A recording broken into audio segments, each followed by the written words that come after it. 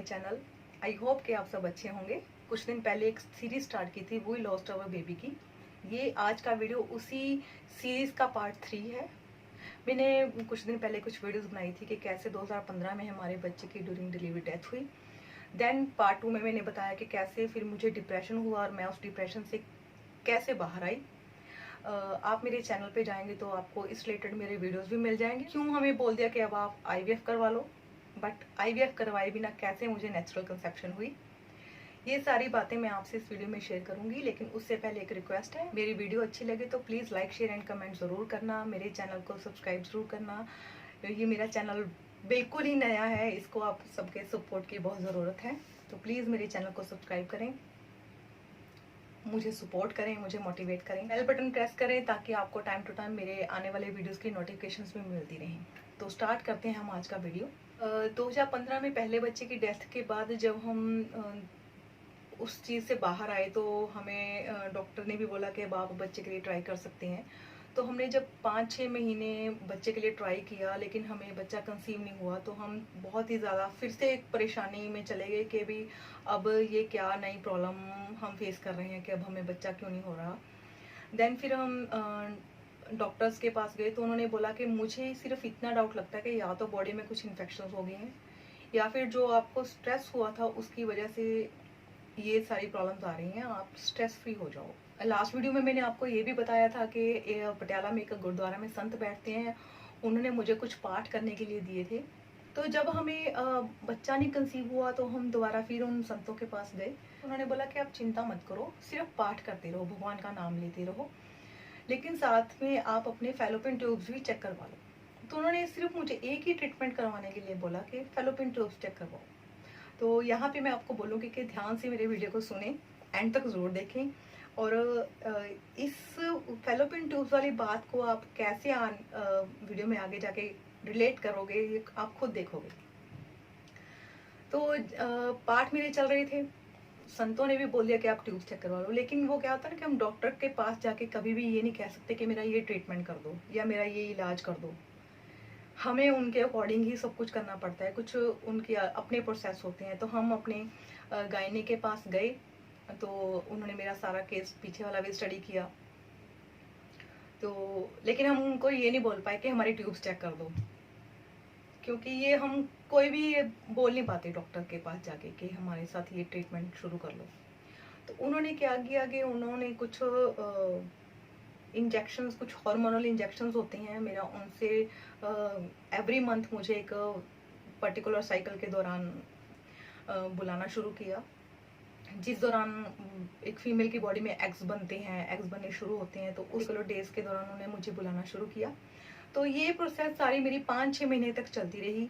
Every month proper monitoring होती थी, कब मेरे एग्स बन रहे हैं, राइट साइड बन रहे हैं या लेफ्ट साइड बन रहे हैं, दोनों साइड बन रहे हैं तो किस साइड रप्चर हो रहे हैं, रप्चर नहीं हो रहे हैं तो उनको रप्चर करवाने के लिए ट्रीटमेंट दे रहे थे डॉक्टर, इंजेक्शन लगवा रहे थे, मेडिसिन दे रहे थे। तो ये सब 5-6 महीने तक हम करते रहे, लेकिन हमें सक्सेस नहीं मिली, हमें बच्चा कंसीव नहीं हुआ। देन हम टोटली अपसेट, हम दोबारा फिर एक टेंशन सी में आ गए कि अब क्या होगा। अब पहले ही 1.5-2 साल निकल गए उस बच्चे वाले इंसिडेंट के बाद, अब 5-6 महीने फिर निकल रहे हैं। एंड फिर पाठ तो मेरे चल ही रहे थे, वो एक साइड वाली बात है कि पाठ मेरे चल रहे थे, वो मैंने बंद नहीं किए। तो फिर डॉक्टर ने हमें बोला कि अगर अब हम ये इस प्रोसेस को अभी यहाँ पे स्टॉप करते हैं जो हम हर महीने कर रहे हैं। हम आपके 2 टेस्ट अभी करवाएंगे, एक तो बायोप्सी और दूसरा फैलोपियन ट्यूब्स का चेकअप। तो संतों ने तो पहली बार ही बोल दिया था कि आप अपनी फैलोपियन ट्यूब्स चेक करवाओ। तो दिमाग में क्या आया कि चलो वहां तक तो पहुंचे। तो मेरे एक पर्टिकुलर डे पे मैं डॉक्टर ने मेरी यूट्रस की बायोप्सी की। बहुत ही ज़्यादा पेनफुल था वो ट्रीटमेंट, बट क्योंकि बच्चा तो चाहिए, अभी ये पेन तो बर्दाश्त करना ही पड़ेगा। तो मेरी यूट्रस की बायोप्सी हुई, बायोप्सी की रिपोर्ट आई। डर तो था अंदर के कहीं कोई गड़बड़ ना आए, लेकिन जब रिपोर्ट आई तो वो बिल्कुल ओके रिपोर्ट थी, कोई प्रॉब्लम नहीं आई उसमें। अब डॉक्टर बोले कि मेरे पास एक ही टेस्ट रहेगा आपका फैलोपियन ट्यूब का, अब उसमें अगर कोई प्रॉब्लम आती है देन हम उसको ट्रीट करेंगे, अदरवाइज मैं आपको कुछ और सजेस्ट करूंगी। तो फिर डॉक्टर ने मेरी फैलोपियन ट्यूब्स का टेस्ट लिख दिया और हम यहाँ पे पटियाला में फैलोपियन ट्यूब का टेस्ट करवाने गए। अगेन मैं आपको बोलूँगी कि मुझे फिर एनेस्थीसिया लगा। एनेस्थीसिया के दौरान मेरा फेलोपियन ट्यूब्स का चेकअप हुआ, लेकिन मुझे आज भी याद है कि उस बेहोशी की हालत में भी मुझे कितना दर्द महसूस हो रहा था, कितना पेन मुझे फील हो रहा था, मुझे आज भी याद है। बहुत ही ज़्यादा पेनफुल टेस्ट था वो, अपनी फेलोपियन ट्यूब्स को चेक कर। मैं डर जाती हूँ आज उस टेस्ट की बात होती है ना, तो मुझे डर लगने लग जाता है, इतना पेनफुल था वो। शायद वो ट्यूब्स ब्लॉक ज़्यादा थी, इसलिए मुझे इतना पेन हुआ। डॉक्टर ने मेरे हस्बैंड को बुलाया, जिन्होंने मेरा फेलोपियन ट्यूब्स चेक की। उन्होंने बोला कि आपकी वाइफ की दोनों ट्यूब्स बहुत ही बुरे तरीके से ब्लॉक हैं। मैं आपको एक रिपोर्ट भी दिखाती हूँ। ये मेरी फेलोपियन ट्यूब्स की रिपोर्ट है और ये मेरा रिटर्न रिपोर्ट है, मैनुअल रिपोर्ट है। और इसमें आपको यहाँ पे क्लियर नज़र आ जाएगा कि मेरी राइट साइड की जो ट्यूब है वो माइल्ड ओपन हुई है एंड लेफ्ट फेलोपियन ट्यूब है वो नॉट विजुअलाइज्ड है। लेकिन उन्होंने मेरे हस्बैंड को एक बात बोली कि जैसे हम किचन सिंक में कई बार पानी खड़ा हो जाता है ना, किचन के सिंक में कई बार पानी खड़ा हो जाता है, या वॉश बेसिन में कई बार पानी खड़ा हो जाता है, किसी भी उसमें, तो हम कोई सिलाई या कोई ऐसी वायर वगैरह डाल के उसको खोलने की कोशिश करते हैं।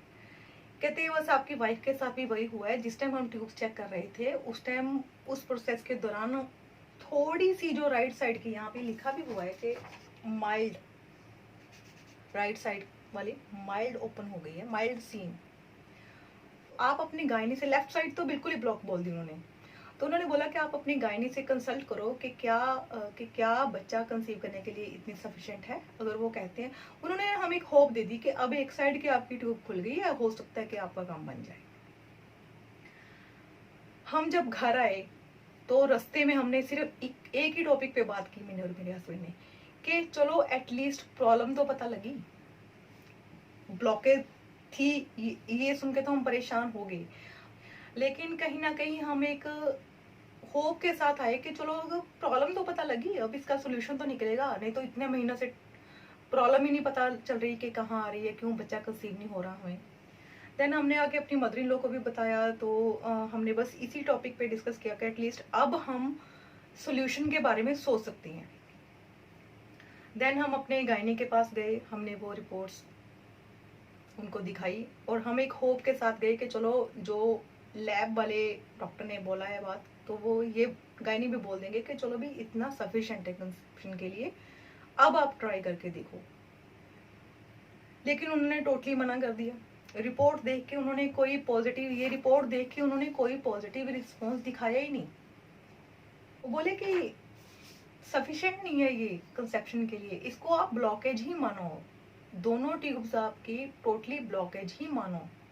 लेफ्ट तो टोटली है, राइट भी आपकी ब्लॉकेज में ही काउंट होगी। तो हमने बोला कि इसका कारण, तो बोले कि इसका मुझे जो आपका पिछला केस स्टडी किया उन्होंने सारा, एक ही कारण नजर आता है कि उस डिलीवरी के दौरान बॉडी में कुछ इन्फेक्शन ऐसी हो गई क्रिएट के उससे मेरी फेलोपियन ट्यूब्स ब्लॉक हो गई। अब उसका सोल्यूशन, तो उन्होंने बोला कि आपके पास दो ही रास्ते हैं इस टाइम, या तो आप फेलोपियन ट्यूब्स को ओपन करवाने की सर्जरी करवाओ, जो कि बहुत ही डेलिकेट सर्जरी है, उसमें आप सक्सेसफुल हो ना हो इसकी हम कोई गारंटी नहीं लेते। आपकी बॉडी खराब होगी या आप एक नए ट्रीटमेंट में फंस जाओगे, आपके 3-4-6 महीने इसमें निकल जाएंगे, फिर बॉडी को रिकवर होने के लिए भी टाइम चाहिए। ये आपके ऊपर है कि क्या आपके पास इतना टाइम आप देना चाहते हो इस ट्रीटमेंट को। देन दूसरा रास्ता उन्होंने बोला कि IUI के लिए मैं आपको सजेस्ट नहीं करूंगी, देन आपको IVF ही सजेस्ट कर रही हूँ मैं कि आपके पास अब एक ही रास्ता बचता है, IVF।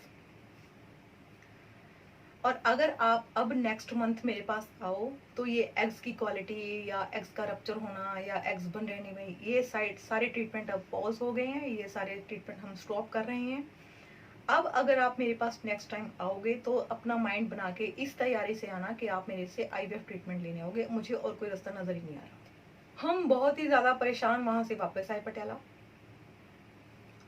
इतने परेशान कि अब ऐसे लग रहा था हमें कोई रास्ता ही नजर नहीं आ रहा, हम क्या करें, क्योंकि कहीं ना कहीं हमारे मन में IVF के लिए अ बिग नो थी। हम IVF करवाना नहीं चाहते थे, हमें था कि नेचुरल कंसीव हो जाए, उससे बड़ी कोई बात ही नहीं है।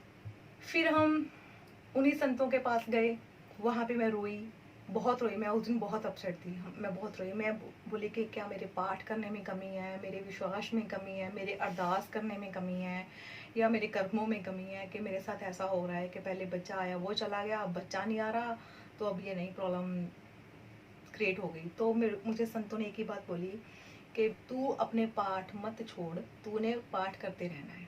परमात्मा की ऐसी कृपा रही कि वो पाठ मैं कर पाई।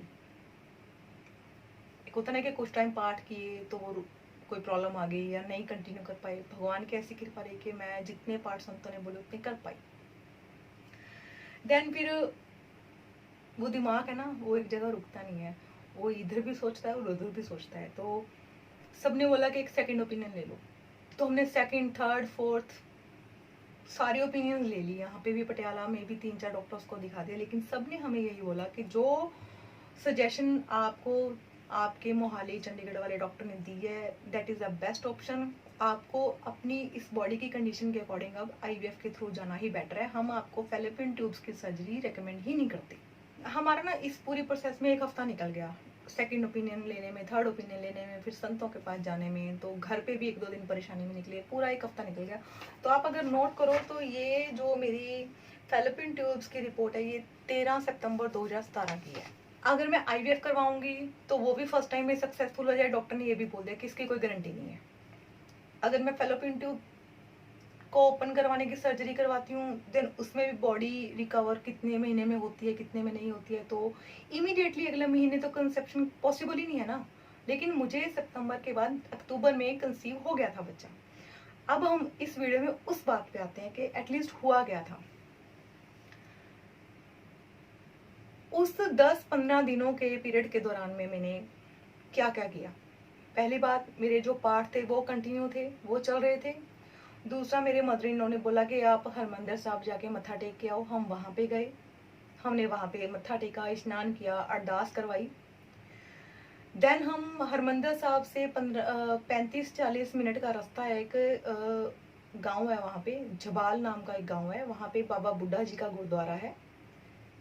वहाँ पे बच्चों के लिए अरदास होती है। वहाँ पे मिस्से प्रसाद और प्याज, आप कभी भी वहाँ पे मत्था टेकने जाओ तो खाली मत जाना, अपनी श्रद्धा के मुताबिक वहाँ पे इसका जरूर अपनी तरफ से सेवा लेके जाना कि वहाँ पे खाली ना जाओ, क्योंकि वहाँ पे प्रसाद भी मिस्से प्रसाद और प्याज का ही ज़्यादा मिलता है। हम वहाँ पे गए, देन हमने ये सब किया उस महीने में, और हमने कुछ भी नहीं किया, बस मेरे पाठ चलते रहे। फीमेल बॉडी में हर महीने एक पर्टिकुलर साइकिल का एक टाइम आता है जिसमें एग्स बनते हैं। तो हमें डॉक्टर ने एक पर्टिकुलर टाइम के दौरान अगले महीने बुलाया और बोला कि नेक्स्ट टाइम आएंगे तो आईवीएफ करेंगे। तो वो जो डेट थी वो भी पास आ रही थी डॉक्टर के पास जाने की। वो दिन आ गया कि हमने डॉक्टर के पास जाना है। पीरियड्स थे वो मिस हो गए। तो अगर पीरियड मिस हो गए तो एक और तो होप हो गई कि कंसीव ना हो जाए, लेकिन साथ में डाउट है कि मेरी तो ट्यूब्स ब्लॉक हैं, डॉक्टर ही मना किया है।